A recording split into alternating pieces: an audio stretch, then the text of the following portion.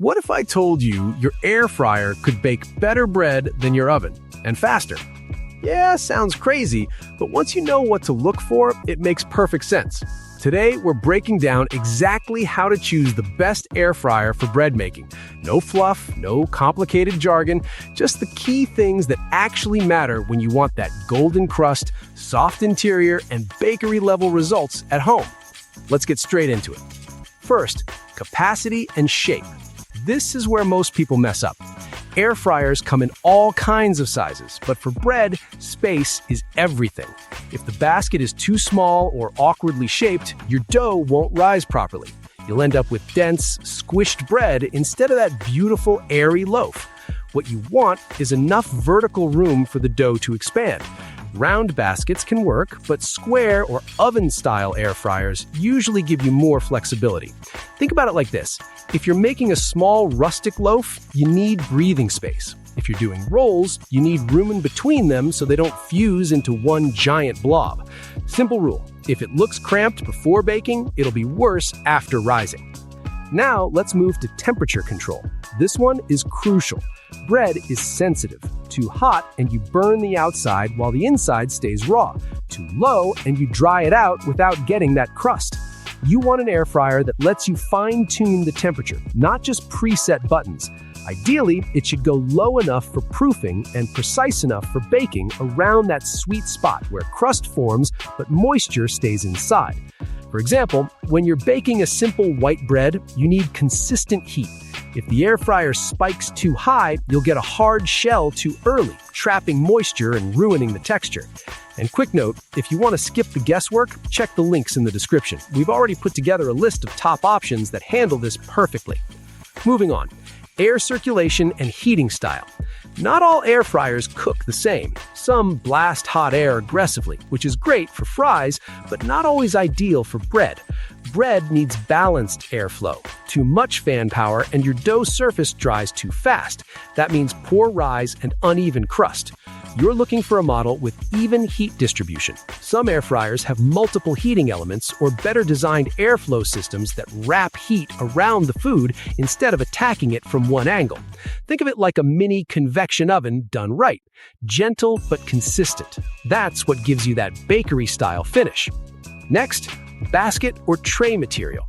This might seem minor, but it makes a big difference. Non-stick surfaces are convenient, sure, but for bread, you want stability and even heat transfer. Some cheap baskets heat unevenly, causing hot spots. That's how you end up with one side burnt and the other undercooked. If possible, go for something sturdy, a solid tray, or even better, an air fryer that allows you to use baking pans or parchment easily. Quick example. Imagine placing your dough directly on a thin, uneven basket versus a stable tray. One gives you control, the other gives you surprises, and not the good kind. All right, now let's talk about preheating and consistency. A lot of people ignore this and regret it.